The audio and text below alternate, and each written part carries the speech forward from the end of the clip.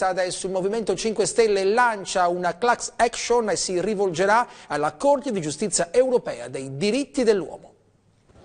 Lo hanno battezzato il ricorso Day in difesa dei cittadini truffati dalle banche, una class action a nome dei risparmiatori, degli azionisti e dei clienti di Banca Popolare di Vicenza e di Veneto Banca.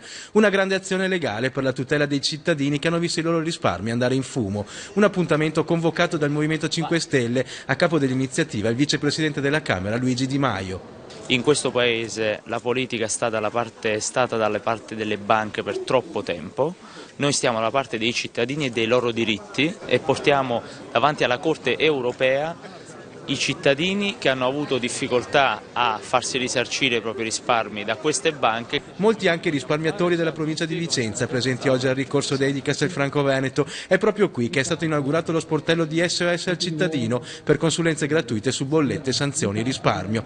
I risparmiatori devono essere risarciti dallo Stato, secondo i 5 Stelle, che non ha vigilato su ciò che è successo. Riteniamo che chi doveva controllare non abbia controllato e quindi sia una responsabilità anche europea. Ci siamo informati in questi mesi, abbiamo chiesto dei pareri legali, abbiamo visto che c'è uno spiraglio per poter adire direttamente alla Corte europea dei diritti dell'uomo e quindi vogliamo perseguire questa strada.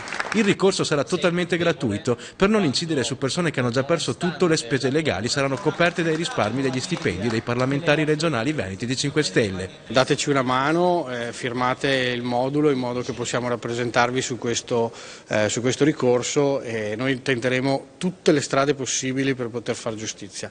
Quella europea è una di queste e quindi percorreremo anche quella.